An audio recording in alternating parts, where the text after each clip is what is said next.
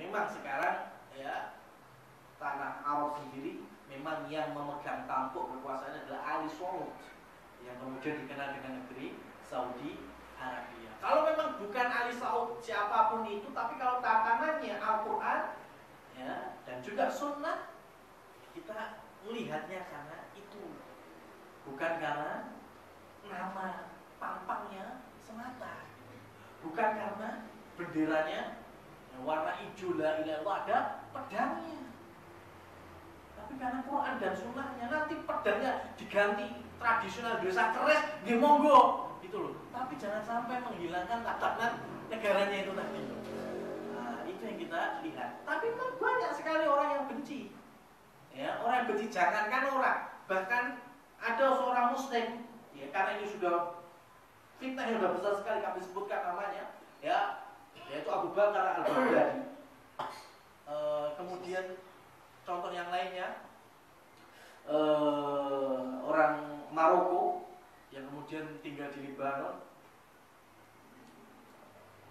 Allah musta'an, saya lupa namanya, membuat buku judulnya kalau kita terjemahkan adalah Kekafiran Saudi Arabia. Bukunya, dan itu menjadi pegangan ya sekte-sekte takfir yang mengkafirkan selain golongan. Jadi kan pegangan bahwa Saudi itu negara yang kafir. Bayangkan, Saudinya langsung ditunjuk. Ulama-ulamanya gimana? Ya sudah, nggak mereka dengarkan. Masih mending hanya menyudutkan seakan-akan Saudi jelek, seakan-akan Saudi nggak mengurus jemaah dan sebagainya. Ini mengkafirkan Saudi. Dan terus negeri mana yang kita jadikan panutan? Gitu. Mengkafirkan Saudi. Ulama-ulamanya ya dibilang ulama-ulama hanya terkait dengan fikih. Ya, ulama al-haid wan nifas. Pahamnya cuma masalah haid sama nifas, nggak paham yang lainnya, nggak paham realita umat dan seterusnya. Lah terus sodakoh negara yang paling banyak tanpa embel-embel utang siapa? Untuk Palestina. Ya kan? Tsunami, ya kan? Tsunami kita Aceh itu Saudi ngasih bantuan bermiliar-miliar itu tanpa embel-embel utang. Daripada Australia ngasih tapi ternyata diungkit utangnya. Nah, cuma kenapa? Karena Saudi dari individunya itu udah nggak seneng ria, nggak seneng ditulis, nggak seneng dibicarakan kebaikannya. Negaranya juga jadi demikian, gitu loh. Terus bantu ya bantu nyah-nyoh, wes tanpa harus ditulis. Cuma ditulis dan cuma hamba Allah tok itu. Dia coba makanya ada salah seorang imam ya, ketika seorang sultan atau penguasa, ini kaidah bagi beliau sendiri yang mengutarakan beliau sendiri, ketika seorang sultan, gubernur atau wali memelihara sunnah Rasul yang paling kecil ya, insya Allah yang lainnya akan terjaga. Dan kita lihat ya sampai detik ini, meskipun masih namanya manusia ada kurangnya, masih ada keteledoran dan sebagainya, lihat ya, semua raja Saudi rata-rata masih menjaga sunnah yang mungkin terabaikan, itu siwak.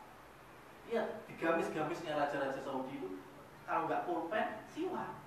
Itu menunjukkan bahwa sunnah yang terkecil masih terjaga. Insya Allah yang lain juga terjaga. Meskipun masih banyak keteledorannya, ada kekhilafahnya yang namanya juga manusia, tapi masih mendeklarasikan sunnah nabawiyah, ada kan siwaknya di kantong gamis.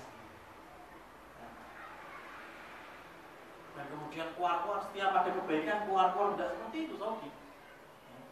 Semuanya diperhatikan, semuanya dipikir matang-matang. Ngurusi jamaah haji ya, jangankan Saudinya, Indonesia aja kadang susah. Coba Indonesia dengan kuota berapa? Amirul Hajj, kalau ada pernah peristiwa cateringnya mambu, ya itu tahun berapa? Itu kan. Nah, kemudian terkait dengan visa yang susah keluar, dan seterusnya ada semua. Itu baru satu negara. Saudi ngurusin seluruh negara yang ada umat Islamnya. Tentunya kita patut mendukung segala apa yang ditorehkan oleh Saudi, khususnya untuk kejayaan Islam buat muslim ini.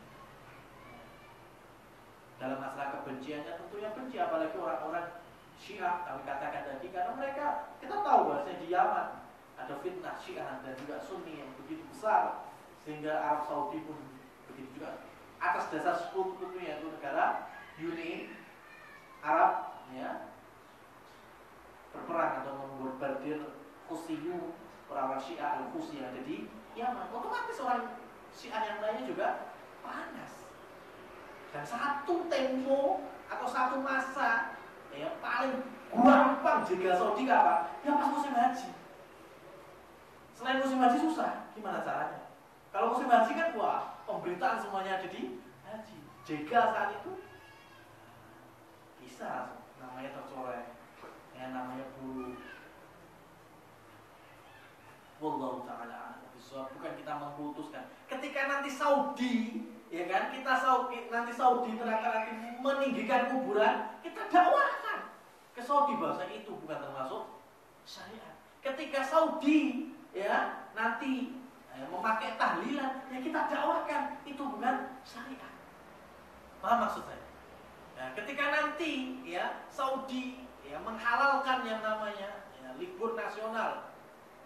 Menurut saya Maulid Nabi, libur nasional, Mauludan kabeh. Ini kita dakwahi ke Saudi. Ya, rajanya kita berikan surat, itu bukan syariat.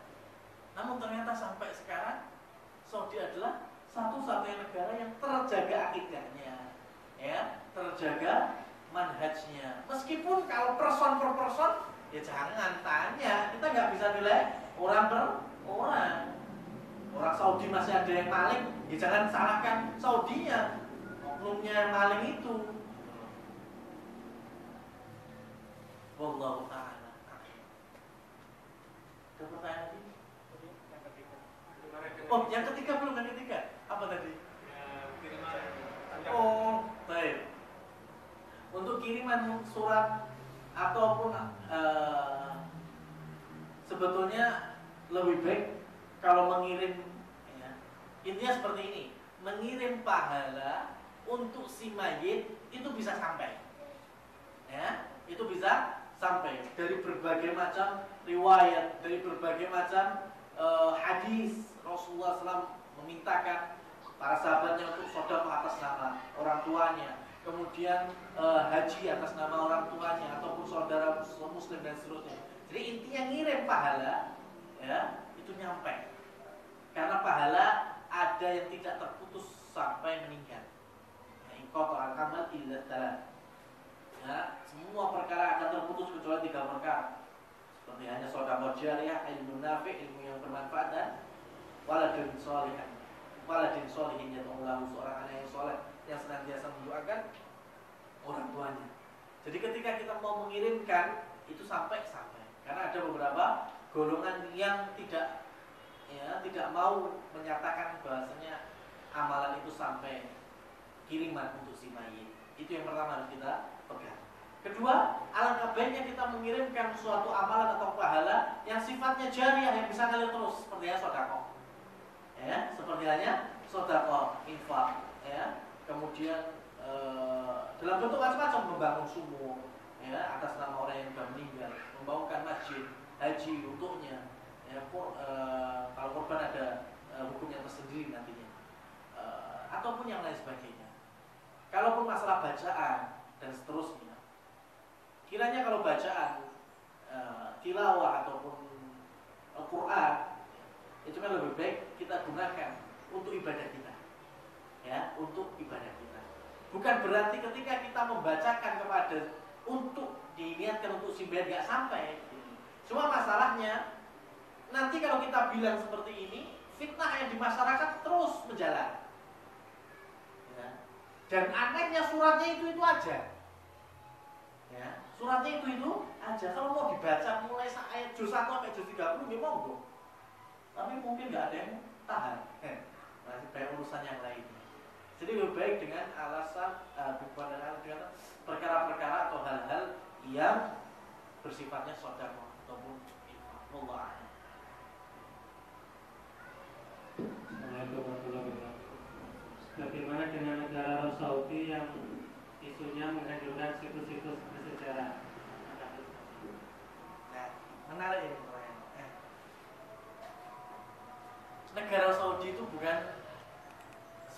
kita ya, budayanya itu ngawet-ngaweti, apa aja ngawet-ngaweti gitu. Kalau negara Saudi itu sistemnya kan menimbang antara maslahat dan madharat. Ya, antara maslahat dan madharat. Ketika maslahatnya lebih besar ya sudah, itu yang kita jalankan. Ketika madharatnya lebih besar ya sudah, kita enggak praktekkan. Begitu juga dalam masalah situs-situs. Banyak orang-orang yang mengatakan bahwa sekarang tempat kelahirannya Nabi dijadikan perpustakaan. Bahkan tempatnya siapa, rumahnya sahabat siapa, jadi toilet umum dan seterusnya. Sekarang kita balik pertanyaan, gitu. Ya, non saya tujuannya apa, gitu. Yang kita ambil kan ajarannya, ya kan? Bukan masalah panci, kompor itu, piring-piring kan enggak. Tapi kan ajarannya harusnya, itibanya, itu yang kita ambil, itu yang kita lestarikan. Bukan masalah batakonya. Itu yang pertama, ya memang, ya, karena perbedaan tradisi Saudi. Sebetulnya sejarahnya itu adalah ketika Syekh Muhammad bin Abdul Wahab, yang mana bukunya kita bahas setiap Ahad keempatnya ini, mempengaruhi ya Ali Saud saat itu perintis negeri kerajaan Saudi untuk membumi hanguskan semua yang terkait klinik atau bernilai kesyirikan di masyarakat. Zaman dahulu, ma'asyiral muslimin dan muslimat, kuburan makbarah yang di sekitar Masjid Nabawi, kuburan apa? Namanya Baqi', ya. Jadi makbarah Baqi' zaman dahulu itu banyak sekali yang dijadikan rumah. Ini gak ada bedanya kuburan di Indonesia. Itu zamannya Muhammad bin Abdul Wahab. Ya. Jadi kuburannya Aisyah, kuburannya banyak sekali dari sahabat-sahabat itu dibangun kayak masjid kecil-kecil seperti itu dan diagungkan. Bayangkan, ya, itu pada Islam sudah menjamur, tapi fitnah, ya, propaganda agama-agama baru juga banyak, sekte-sekte banyak, sehingga Muhammad bin Abdul Wahab menghancurkan itu semua, diratakan totalnya. Nah, sayangnya orang-orang yang ada di zaman itu, ya kan, merasa dulunya enak, nyaman, ya, model semacam itu, kemudian balik ke Indonesia lihat mendengar cerita itu kan otomatis panas. Gini apa buatnya? Jenengan mau urip teng mriki, wis adem ayem, enak. Lah jebule kok ada perubahan yang bikin panas hati, kan mesti gak terima. Sama ketika saat itu, ya, mihrab masjid-masjid, ya, di Timur Tengah itu ada 4 sesuai madhabnya. Adanya 4, komatnya 4.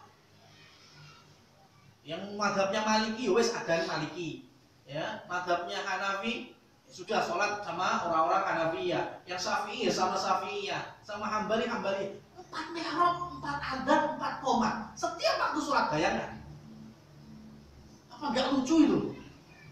Nah, siapa yang, ya, menghancurkan ini semua? Bukan menghancurkan, meluruskan.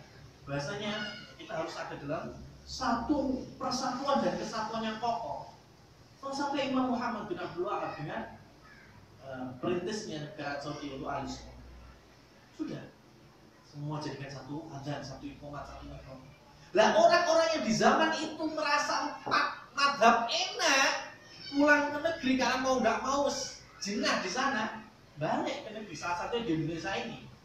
Kemudian mulai melantangkan suara-suara yang tidak rela Saudi dirubah, ya, Arab dirubah, demikian dan demikian dan demikian.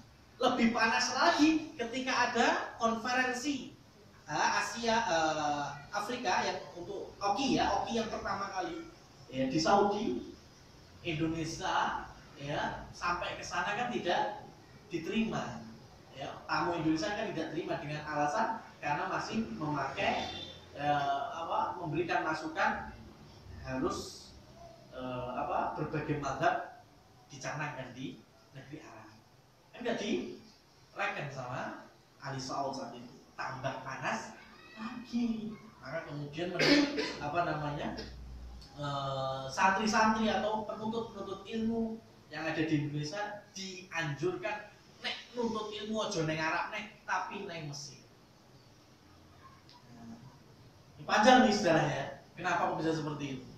Mulai saat itu sudah sampai di Indonesia pokoknya thalibul ilmi, kiai atau siapa lek lulusan Mesir bagus. Karena memang agama di sana. Tapi nanti kalau dari Mekah, dari Madinah, dari tanah Hijaz namanya saat itu berarti Wahabi. Mulai sudah. Dan seterusnya yang nggak bisa kita ceritakan pada saat ini. Wallahu ta'ala. Masih ada lagi atau cukup? Sudah ada, insyaallah kita cukupkan. Meskipun hanya bisa kita ambil beberapa pelajaran terkait dengan isti'anah ya, dan juga isti'adah. Semoga pada edisi bulan depan kita bisa sampai ke istighosah, yang mana istighosah juga termasuk syariat, termasuk ajaran Islam. Wabillahi taufiq wal hidayah. Kalau ada salahnya semuanya datang dari pribadi kami, dan kalau ada benarnya semuanya datang dari Allah. Subhanallah wa bihamdihi, asyhadu an la ilaha illa anta, astaghfiruka wa atubu ilaik.